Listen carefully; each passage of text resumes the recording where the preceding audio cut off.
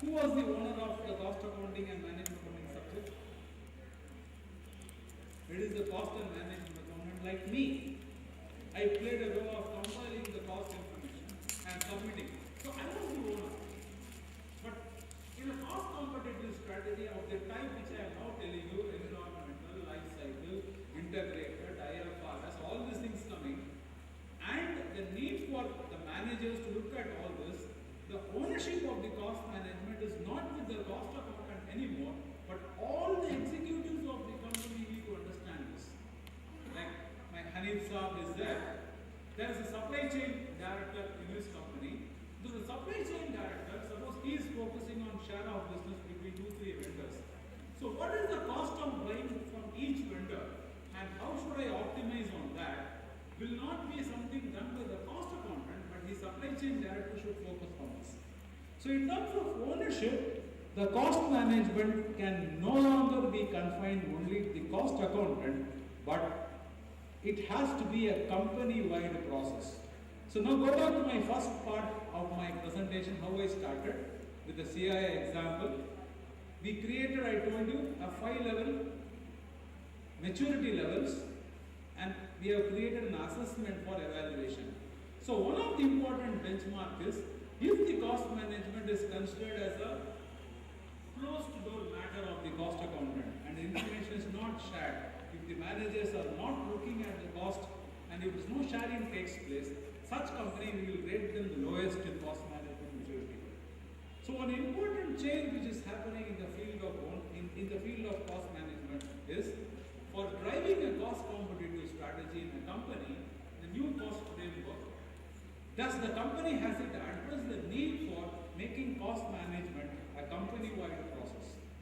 If it is not done and the cost is becoming a secret only in the hands of one or two, then that strategic framework which is dependent on cost will not be executed properly, and for that purpose at least I need a behavioral change from the cost being considered as a cost accountant secret. The first graph what you saw, it was a belief that cost accountant will be the owner of costing information.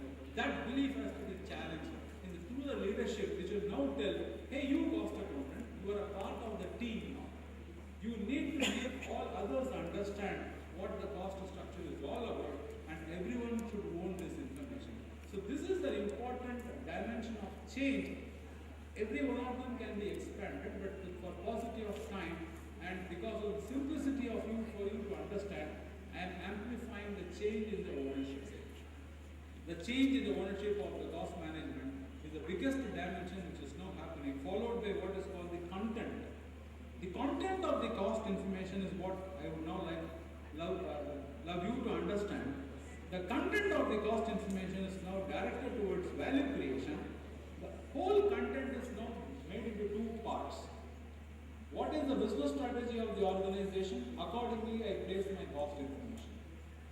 If it is an operation issue, material waste come karna, labor cost for come karna, it becomes an operational issue, then the cost information becomes operational oriented.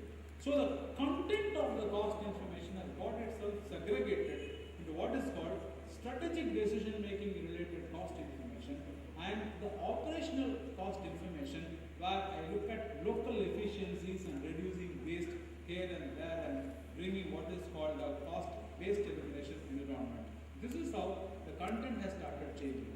Now as a result of all these 7 dimensions what I told you, now you look at the screen. The cost management, through its important tools like activity-based costing, has started looking at supporting the strategic decision making and operational decision making differently. Now I will only little bit express more on strategic view because our main topic is how the cost management frameworks have started changing. So in a typical cost, so I need to understand the business process cost. You remember the word I used? The business process view versus the cost central view. So buying from one supplier, how much business process cost are related? Buying from another supplier, what is the business process cost? So supplier number 1 may be low on the landed cost on the invoice, but very high on the business process. So I need to understand this very carefully, and issues like market segmentation. What is the cost of market segmentation?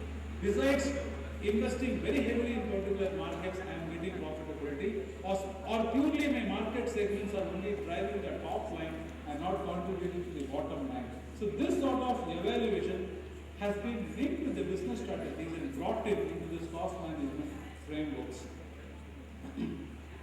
In view of this, how does a typical cost management framework look like in a cost competitive strategy related business?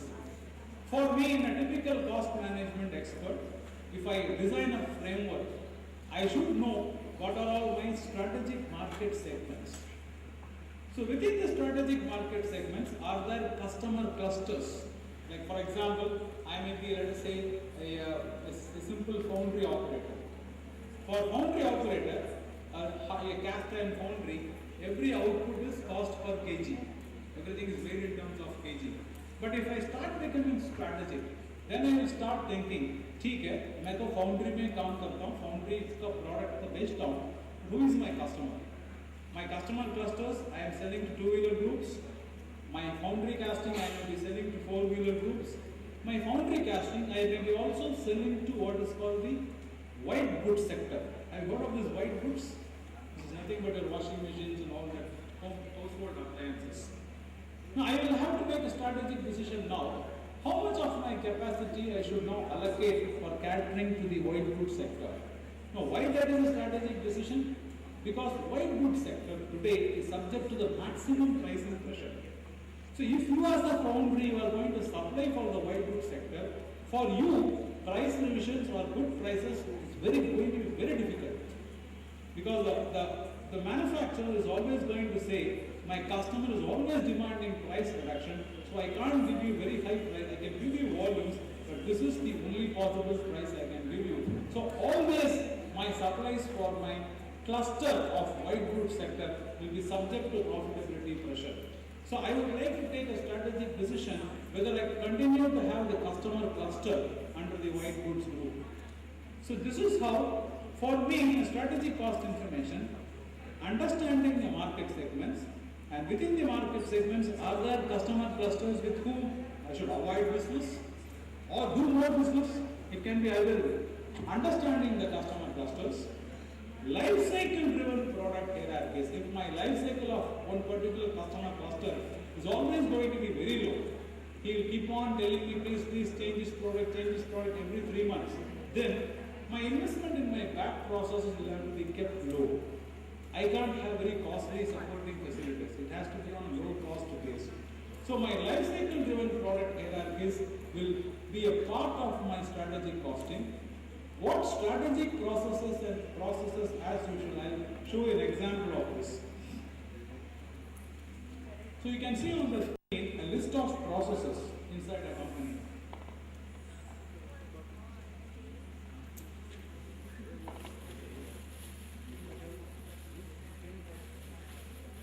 One to 10 is something which a company will do day in and day out. Like for example, I obtain order from customer, I plan my production, I procure my raw materials, I do a sampling, I manufacture different processed fabric, I manufacture under contract, I deliver after inspection, I manage my collection, and there are corporate processes. But what is strategic process in this company? This particular company is a case of a garment company. This garment company now decides to be a niche market operator, and there is a strategic process of developing embroidered fabrics, a new product. This company is going to develop new printing technologies because it's going to give me a better business. So this is a strategic process. I would like to develop new customers in a new cluster called ready-made garment segment. This will be a new strategic process. I am going to increase my product range for the Middle East, which is demanding a particular type of fabric. So I am going to increase my product range for the Middle East. This will be a strategic process. Now, why I made this differentiation? Because the type of resources and the concentration which will go in strategic process will be different from what is going into the business as usual process. And the cost of developing specific markets and specific products cannot be charged to a product as usual which is going off every month from my company. So because of this development of what is called a company always having a business as usual process and strategic processes, there is a need for the costing process to differentiate between what is the cost of implementing a strategy and what is the cost of implementing a business as usual process. Because of all this, the cost management systems today have got into a new level of supporting the business process thinking. I come to the last part of my presentation. After doing all these things, how the new owner of cost management, let us say for example, I am a marketing head of an organization. So Mr. Raman is telling, I should also use cost information. So how should I use that cost information? If I am the new owner, a part of a new owner of a cost management process. If I am having a very good cost management system and I am the marketing chief of a company, I will start looking at my low profit customers and the high profit customers. You can see this beautiful slide on the screen. My costing information will tell me an information what is the cost of serving the customer. On the right side is the highest, on lowest is the lowest cost to serve. So a particular customers from whom my profitability is, my turnover is very high, at the same time it is low cost, they are my creamiest of customers. Customers from whom the turnover is very low, the product mix is such that the turnover is not good, at the same time the cost of serving them is very high, they are the real pains of me. So a typical customer profitability information is required for me as a marketing manager. Why? I want to migrate customers to a higher profitability. How do I do that? Do I drop the customers? Do I tell them, no, I won't do business with you? That is not the way you do it. We need to develop customer-specific strategies, which is the example I am showing right now, of a company which uses this information in the way in which I am telling you. This is a percentile pattern of the customers, splitting into 10 blocks. Let us say, for example, totally 1,000 customers are there. Now my cost management system tells me my total profitability is 307. But how did I get there 307? Please look at the last column. The first band of customers gave me a profit of 240. The second band of customers gave me a profit of 105. The third band gave me 61. The fourth band gave me 11. If you add all this, 61 plus 11, 72. 72 plus 105, 177. 177 plus 240, it is 417. So really I made a profit of 417 from the first 4 bandwidth. But from 5 to 10, the customers were losing customers. As a result, they ate away the profits of the first 4, and because of that my profit was not 470, but my net profit was 307. So that means this customer bandwidth is a drain on my profitability. My costing management system tells me this story. But is this a cost accounting problem? No. It is a strategic issue which I need to understand and fix my customers. So how do I use this information? I take strategic initiatives of better customer management. I target my selling efforts and I have a focused customer attention. Please see, this is the beauty of it. The marketing man uses the customer profitability, which gives the cost of serving the customers and the profits I got from them, not for cost reduction, not for stopping business with the customers, but as a cost manager.